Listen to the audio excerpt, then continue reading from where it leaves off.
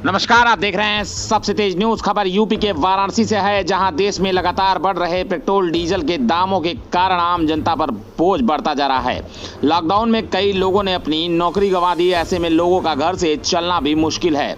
सरकार ने पिछले कई दिनों में पेट्रोल के और डीजल के दामों में लगभग 10 रुपए की बढ़ोतरी की है। इसको लेकर पीएम के संसदीय क्षेत्र में कांग्रेस के कार्यकर्ताओं ने अनोखे रूप से सरकार का विरोध किया। पीएम नरेंद्र मोदी के संसदीय क्षेत्र वाराणसी में कांग्रेस कार्यकर्ताओं ने पेट्रोल डीजल के मूल्यों में वृद्धि को लेकर प्रदर्शन किया। कार्यकर्ताओं ने विरोध के लिए अनोखा तरीका अपनाया। लोगों ने बैलगाड़ी घसीटकर मूल्य वृद्धि वापस लेने के लिए सरकार का विरोध किया। कार्यकर्ताओं ने कहा कि कोरोना के कारण लॉकडाउन में उद्योग धंधे बंद होने के बाद लोगों की नौकरी चली गई। उधर सरकार पिछले कई दिनों से पेट्रोल डीजल के दामों में बढ़ोतरी कर रही है। कार्यकर्ताओं ने आरोप लगाया कि सरकार अपने गड़बड़ बजट की भरपाई के लिए आम लोगों के ऊपर बोझ डालकर वसूलना चाहती है। सरकार अपने फैसले को वापस ले और पेट्रोल डीजल के दाम में कमी करे। इस मौके पर पूर्व सांसद राजेश मिश्रा ने क्या कहा, आइए आपको सुनाते हैं। आप देख रहे हैं वाराणसी से धर्मेंद्र पांडे की रिपोर्ट। सर कैसा है, मतलब आप लोग जो विरोध कर रहे हैं क्या है? देखिए, एक चार्ट मेरे गले में है। प्रतिदिन डीजल और पेट्रोल का कितना दाम बढ़ा है वो स्पष्ट है। इंटरनेशनल मार्केट में आज की तारीख में 18 से 20 रुपये डीजल और पेट्रोल का दाम है और मोदी सरकार इसे 80 तक पहुंचा दी है। पहली बार 70 सालों में डीजल और पेट्रोल का दाम बराबर हो गया है। हम इसका विरोध करते हैं। इससे महंगाई बढ़ेगी। सरकार अपने खजाने में पैसा इकट्ठा कर रही है, लेकिन जनता त्रस्त है कोरोना के इस पीरियड में और मजबूरन इस पे आज प्रदर्शन करना पड़ा है कि सरकार चेते और इसे वापस ले, और यदि वापस नहीं लेगी तो और बड़ा आंदोलन इसके लिए किया जाएगा। आज किस तरह का आप लोगों ने? अभी हम यहाँ से जा रहे हैं अम्बेडकर पार्क कचहरी तक। वहाँ अम्बेडकर जी को माल्यार्पण करेंगे और वहाँ ख़त्म करेंगे। आज देखा गया है कि बैलगाड़ी पर लेकर के बैलगाड़ी से गाड़ी खींची जा रही, तो क्या अब बैलगाड़ी युग में प्रवेश कर रही है हिंदुस्तान। अब गाड़ियाँ तो सिर्फ कहने को रहेंगी, जब डीजल पेट्रोल कोई ले ही नहीं पाएगा।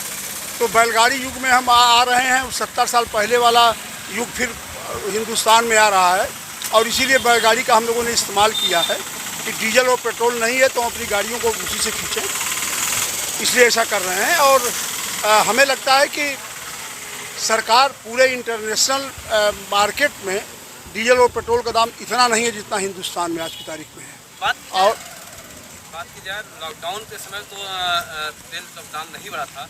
अब लॉकडाउन खत्म होते ही तेलों का दाम क्यों? देखिए, ऐसा है कि लॉकडाउन के समय में पेट्रोल डीजल की बिक्री ही नहीं थी। पेट्रोल पंप खाली पड़े थे और जब से अनलॉकडाउन फर्स्ट शुरू हुआ है तब से धीमे धीमे डीजल और पेट्रोल की रफ्तार बढ़ी है। थोड़ी थोड़ी गाड़ियां चलने लगी हैं और अब तेज़ी पकड़ा है। और जैसे ही तेज़ी पकड़ा है डीजल पेट्रोल का दाम आसमान छूने लगा है। यदि इंटरनेशनल मार्केट में दाम ज़्यादा रहता तो आप बढ़ाते, यदि वहाँ का जो क्रूड ऑयल है उसका दाम ज़्यादा रहता तो आप बढ़ा देते, बात समझ में आती। लेकिन वहाँ तो दाम प्रतिदिन घट रहा है और वहाँ घट रहा है और हिंदुस्तान में प्रतिदिन बढ़ रहा है और इतना बढ़ गया है कि डीजल और पेट्रोल का भाव एक हो गया, दोनों में कोई अंतर नहीं रहा। तो इससे महंगाई बढ़ेगी, हर चीज़ों पे महंगाई बढ़ जाएगी और जनता अपने आप में परेशान है। कोरोना के काल में महंगाई से परेशान है, बेरोजगारी से परेशान है, मंदी से परेशान है और ये महंगाई सरकार जानबूझ के बढ़ा रही है अपने खजाने में पैसा इकट्ठा करने के लिए। नेताजी, बात की जाए तो क्या बहस के बिल में आने से क्या बीजेपी सरकार क्या? देखिए, ऐसा है कि लोकतंत्र में जब जनता सड़क पे आ जाती है तो बड़े बड़े लोग झुकते हुए देखा गया है। इसी जो है लॉकडाउन पीरियड में आपने देखा कि 2 लॉकडाउन जब हुआ, जनता अपने घरों में कैद थी। मजदूर और श्रमिक प्रवासी अपने घरों में कैद थे। लेकिन 2 लॉकडाउन के बाद जब भूख और उनका पेट जब सामने आ गया तो लॉकडाउन तोड़ के सारे लोग सड़क पे निकल गए। 1500 किलोमीटर लोग पैदल चले हैं, बैलगाड़ी से चले हैं, टेम्पो से चले हैं, साइकिल से चले हैं, रिक्शा से चले हैं।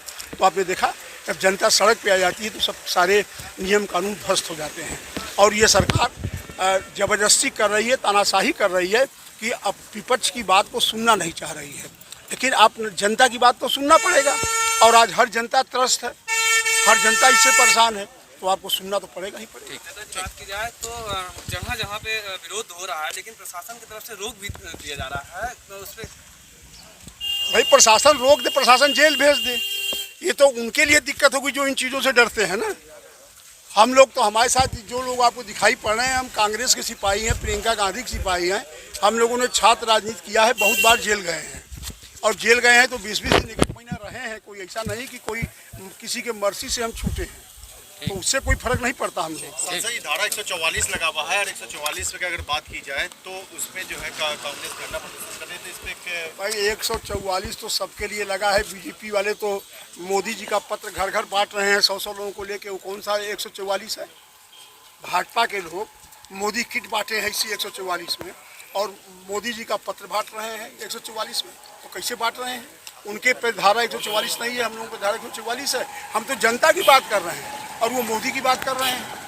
तो जनता की बात ज़्यादा मजबूत लोकतंत्र पे रहेगी ना कि एक व्यक्ति की बात रहेगी जो पर्चा अपना बंटवा रहा।